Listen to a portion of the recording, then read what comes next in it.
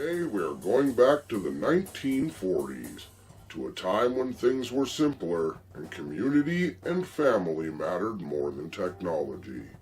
Let's drop in on a particular group of weirdos, Macabre'Gorium Labs, and see what they've got going on this holiday season. Seriously? Another holiday special? It's like we do one of these every year. We're rolling. Oh, okay. Hey everybody, what's up, and welcome to Macabre'Gorium Labs presents a showcase of things likely forgotten, holiday edition. As usual, I'm Bats, and I'll be your hostess. Tonight we're going to take a look at A Christmas Story. You'll shoot your eye out.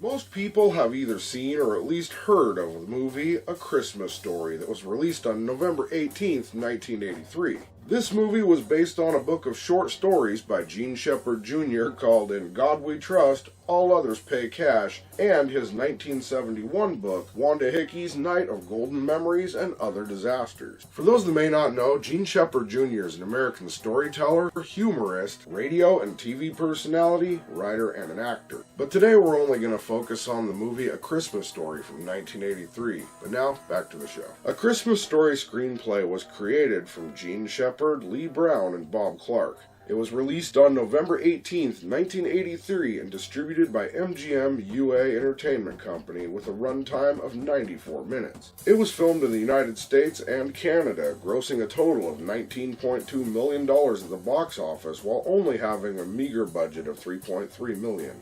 As usual, before we jump into the story, let's get to know the cast that brought the story to life. First up, we have Peter Billingsley as the iconic Ralphie Parker. Gene Shepard would provide his voice as adult Ralphie. Ian Petrella as Randy Parker, Ralphie's younger brother. Melinda Dillon as Miss Parker. Darren McGavin as Mr. Parker, aka the Old Man. Scott Schwartz would appear as Flick, one of Ralphie's friends. R.D. Robb as Schwartz, another one of Ralphie's friends. Zach Ward as Scut Farkas, a neighborhood bully. Okay, just so we're clear, this is the name I just said, Scut Farkas. I'd say you can't make it up, but clearly somebody did. Yano Anaya as Gover Dill, who was Farkas's best friend and also a bully. Teddy Moore as Miss Shields, the teacher. Jeff Gillen as Santa Claus, Patty Johansson as lead elf, Drew Hossever as the male elf, and Leslie Carlson as the Christmas tree salesman. Now that we know all the characters in A Christmas Story, let's take a look at the actual movie. The movie A Christmas Story follows the Parker family during the Christmas season and is narrated by an adult Ralphie Parker. It begins by introducing us to the protagonist, 9-year-old Ralphie Parker, who lives in the fictional city of Homan. Now, the Parkers are supposed to be a normal family from this time period, but let's see what they would do during a typical holiday season. We see downtown Homan at night, all lit up for Christmas. In typical small-town style, the main downtown area has department stores, a lot of traffic, people walking around, carolers, and lights everywhere. In front of Higbee's department store windows are excited children clustered around the Christmas display. The display contains some of the toys that are sold there, and of course the kids want to get those first looks to add those items to their Christmas list. Us vintage children may be more familiar with this kind of thing, but believe it or not, back in the day, this is what kids had to do for the holiday season. We're talking JCPenney, Sears, and Toys R Us catalogs. If you know, you know. Among all of the excited kids, it takes zoom in on Ralphie, Randy, and their friends pointing out what they would like to get for Christmas. As the boys stare at all the toys, Ralphie, the eldest son, moves down to the window until he sees what he wants most in the world. And there it is, proudly displayed. He can't believe it. It's right there on display. With the mechanical toys and Raggedy Ann and Andy dolls, the one, the only, a Red Ryder carbine action 200-shot range model air rifle with a compass in the stock. Believe it or not, I got that in one take. Ralphie is consumed with trying to make sure he gets the BB gun and has been launching a scheme to get his parents to know that that's what he wants. Before breakfast, he goes as far as to put an ad for the BB gun into a magazine as Mom reads, so she'll definitely see it. At breakfast, his dad, the old man, is complaining about sports and is trying to fill out a newspaper puzzle in order to win a prize of $50,000. Can you believe that'd be over $1 million today? Meanwhile, Ralphie is trying to figure out the right hint to give his father to get his BB gun. He decides to say there is a grizzly bear seen near the candy store. You gotta love it. Both parents look at him like he's gone crazy. Ralphie, fearing the rejection, moves on to what he got his dad for Christmas, with his dad asking for a new furnace. Before he leaves for school, Ralphie's mom asks what he wants for Christmas. Without a thought, he asks for the BB gun, but his mom says no, and that he will shoot his eye out. Ralphie tries to smooth things over by saying he was just kidding, but does mention that his friend is getting one. Ralphie goes into a daydream where he saves his family from bad guys with his BB gun, and his mother being happy that he had the gun. Back in reality, it's in fact time to go to school, so the kids meet up and head on their way. Ralphie meets up with his friends, Flick and Schwartz. Schwartz tells Flick that he asked his dad, if you stick your tongue to a pole, will it stick? Flick dismisses this and tells Schwartz his dad doesn't know anything. I think we all know what's about to happen. At the school, the kids are asked to write a theme paper about what they want for Christmas that will be due in a couple of days. The kids are gathered at recess where Flick is dared to put his tongue on the flagpole. After some hesitation, he puts his tongue on the pole, and I told you we all knew it was going to happen. It sticks instantly. Have you ever done this? Let me know in the comment section below. I always wanted to, but then I was scared I'd get stuck. The bell rings and the other kids head back to class. The teacher wonders where Flick is, but nobody's going to tell her. A girl points out the window where Miss Shields sees Flick stuck to the flagpole.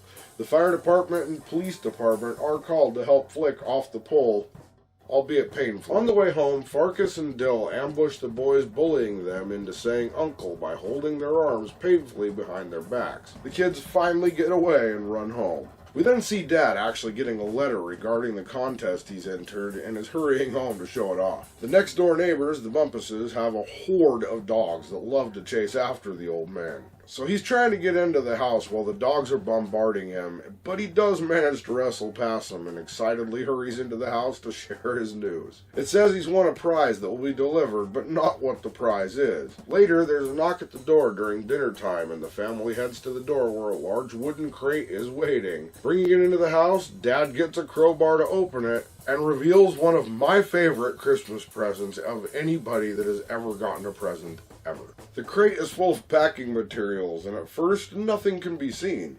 But then Dad finds the prize, a full-size woman's leg in fishnet stockings that's actually a lamp.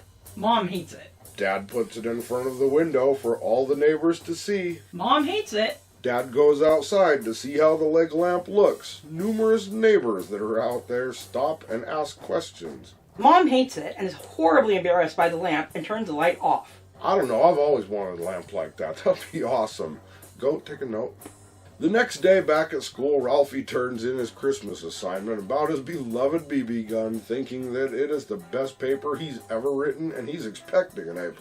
We then rejoin the family to go tree shopping, which is when the battle of the leg begins between Mom and Dad. After selecting a tree, the Parkers are headed home when they get a flat tire. Dad goes to change it, and Mom tells Ralphie to go and help him. Dad hands Ralphie the hubcap with the lug nuts in it. However, Dad accidentally hits the hubcap and the lug nuts go flying. Without thinking, Ralphie in fact says fudge. But it's changed to fudge because this is a family movie. Ralphie immediately knows he's in deep trouble as Dad tells him to get back in the car. Once Mom is told and Ralphie gets home, he gets to have soap put in his mouth as punishment. A lot of us 80 kids can testify this was a real thing. I mean, it didn't do any good, but it was a real fudge thing. During this time, Mom asks where Ralphie had heard that word. Now, the cussing was learned from his dad, but Ralphie, he's no snitch, so he tries to think of someone else and lands on his friend Schwartz. Oh, Ralphie. Mom, of course, calls Schwartz's house and talks to his mom and tells her about the situation. Schwartz's mom, of course, freaks out, and you can actually hear her through the phone, and you can hear him getting beat for it. Again, this was a real thing we had to put up with. Ralphie's mom gets off the phone, visibly upset about what is happening to Schwartz, and once Ralphie is sent to bed, she puts the soap in her mouth for a minute too. She didn't like it. The next day we see kids getting chased to school by bullies as we get back to the classroom. The kids are all giving Miss Shields presents, with Ralphie giving a huge basket of fruit. Miss Shields is really uncomfortable with the size of his gift. Or is it that she just might be a little uncomfortable with all the creepy, smiling looks he happens to be tossing in her direction? At home, Dad is fighting with the furnace and Mom is watering the plants. Suddenly there's a breaking sound and Dad hurries to the living room to see, oh no, his beloved leg lamp in pieces, and Mom saying it just fell over. Shenanigans. Shenanigans. We know. Dad is of course furious and says Mom broke it on purpose. No fudge, Sherlock. Mom retorts that it was an ugly lamp, which only furthers Dad's rage. Dad decides to get some glue and put it back together, but turns out that's pretty much impossible since the lamp is way too broken. So Dad decides to have a funeral for the lamp and buries it alone in the backyard. Back at school, Farkas and Dill, the bullies, try to target Ralphie, but he runs into a classroom, leaving Flick to be bullied in his place. Miss Shields hands back the theme papers, and Ralphie is totally excited. At least that is until he sees his paper. He can't believe it. He got a C+, and the teacher notes, "You will shoot your eye out." You sensing a theme here? After school, the bullies throw a snowball at Ralphie, but Ralphie has had absolutely enough. He snaps and rushes at Farkas, knocking him down. Ralphie sits on him and starts punching him while cussing. Didn't learn your lesson with the first bar of soap, kid? The other kids are scared but cheer Ralphie on, and Randy runs home to get Mom to help Ralphie. When she shows up, she's able to pull a crying, frantic Ralphie off of Farkas and calms him down as they walk home. Once home, Mom comforts Ralphie and tells him to lay down in his room until Dad comes home. Back in the kitchen, Mom hears Randy whimpering and finds him in a cupboard. Turns out he's scared fudgeless that Dad will literally kill Ralphie. Mom does what she can to comfort Randy, assuring him that Ralphie will not be killed. I'm pretty sure that none of our parents actually killed us, but we did get whoopings. At dinner, Ralphie doesn't want to come to dinner as he's afraid of what his father is going to do. Dad asks the family how the day was, and Mom actually tells him about the fight, but in a super casual way that doesn't make Dad concerned. Ralphie looks at his mom as he understands that she covered for him and has a new respect and love for her. Moms. Later that night, Ralphie is back to obsessing about his BB gun and figures that if his parents won't buy one, then maybe Santa will. There's a holiday parade in town that the family attends before going to see Santa at Higbee's department store. Around this point, it turns out Ralphie's a little concerned that he might not actually get a chance to see Santa before he leaves.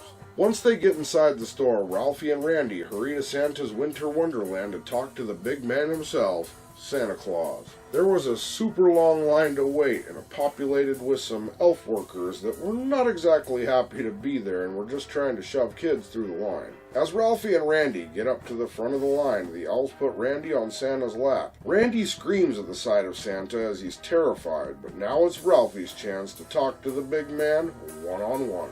He's put up on Santa's lap and immediately his mind blanks on what he wants. Trying to hurry him up, Santa asks if he wants a football and Ralphie dazedly agrees. He's then put on a slide that goes to the bottom of the Santa display, and all of a sudden his brain decides to work again and he claws his way back up to the slide and tells Santa about his BB gun dreams. Santa looks at Ralphie and tells him, "You'll shoot your eye out," and then uses his boot to push Ralphie down the slide. Ralphie is crushed as he leaves the store, as it was one of his last hopes to receive his dream BB gun. Back at home, the family is trimming the tree and the boys are sent to bed so Santa can bring them presents. Christmas morning finally comes and Ralphie and Randy hurry down to see what presents they have. Mom and Dad come down and Ralphie is appointed as Santa and starts handing out the gift. One present here in particular is very iconic. It's from his Aunt Clara. Ralphie receives a head-to-toe pink bunny outfit that he's told to try on immediately. Ralphie comes down unhappy and embarrassed, so his dad tells him he can take it off now. After opening all presents, his parents are talking to Ralphie and ask if he got everything he wanted. He responds that he pretty much got what he wanted. His dad then points out there is one more unopened present, which Ralphie hurries over to unwrap. Ralphie's eyes, of course, light up and he instantly freaks out, because there it is. The Red Ryder carbine action 200-shot range model air rifle. Apparently, Dad bought the BB gun without Mom's knowledge, but she does allow Ralphie to keep it. Ralphie is allowed to go outside and try out his new toy. After, of course, Dad tells Mom that it'll be fine, because he had one when he was Ralphie's age too. Ralphie sets up the targets that came with the gun, aims, shoots, and the BB bounces back, hitting him directly in the eye. He freaks out and realizes he just shot his eye out. See? Full circle. Luckily, he didn't actually shoot his eye out, but the BB hits his glasses, knocking them off his face. While looking for them, he steps on the glasses, further breaking them. His mind is frantically trying to come up with a story so his mom doesn't take the BB gun away. He decides to tell her that an icicle fell and hit him, breaking his glasses. Mom brings Ralphie into the house to fix the minor cut Ralphie got, while Dad is picking at the cooked turkey in the kitchen. Dad is a turkey nut, and Mom is always shooing him out of the kitchen, so her being out of the room is a perfect time for another taste. You know, as the Macabre'Gorium Lab's head holiday chef, I understand everybody around here is a sneaky picker. The skin is good. Back in the living room, Dad is reading the newspaper when dogs suddenly go racing by him, heading directly for the kitchen. See, unfortunately, the door was left open, which provided the dogs with a perfect entry point. The dogs knock down the table and run right out the door with their ill-gotten turkey. Now with their dinner completely ruined, Dad takes the family out to eat at the Chop Suey Palace, a Chinese restaurant. The restaurant tries to give the Parkers a traditional American Christmas by singing Christmas songs for them. Not really going to say anything there. If you know, you know. Being a Chinese restaurant, they don't have turkey, but they do have duck, so that is what the Parkers are brought. They immediately burst into laughter as the head of the duck that was still attached is chopped off. The family is overjoyed and enjoys a great dinner together. Later that night, back at home, the kids are in bed and we see Mom and Dad spending a moment snuggling and enjoying the Christmas simplicity of family. We then end with Ralphie reflecting that this was probably the best Christmas he ever had. This movie became so popular that it spawned 3 sequels, the first of which, My Summer Story, was originally released under the title It Runs in the Family and came out in 1994. The second, titled A Christmas Story 2, was released straight to DVD in 2012. And the third sequel, titled A Christmas Story Christmas, was originally released on HBO Max in 2022 and features most of the original cast. This movie is readily available to watch on TNT, TBS, Max, YouTube, and other streaming services throughout the holiday season. This thing has become a holiday staple for a lot of different people, my family included. We may not do traditional holidays around here, but this one is always seen at least once a year. It's a lot of fun, and we always joke about shooting your eye out. We had a bit where I was going to do a thing with an eye patch, but it just didn't quite play out. But now you know what I think. This one was a lot of fun. You know, I've just got to ask. Did you ever watch A Christmas Story? If so, what was your favorite part? If not, what were some of your favorite holiday memories? I want to hear them no matter what you celebrate. Otherwise, what was your favorite childhood snack, toy, show, movie, or other memory? Did we forget anything, get something wrong, or leave something out? Do you have a suggestion for a future video, or just want to drop in and say hi? Either way, feel free to head on down to the comment section, because most of the time, we actually do look forward to hearing from you. And with that, unfortunately, we've come to the end of another Macabre'Gorium Lab Showcase of Things Likely Forgotten Holiday Edition Special. I've been your host, Bats, and hope you had a good time today as we took a fond look back at A Christmas Story. You'll shoot your eye out. Be sure to check back next time because you never know what we have in store. And as usual, think for yourselves, be excellent to each other, keep it creepy. Oh, you got me a BB gun? Awesome. Ah, fudge, I shot my eye out.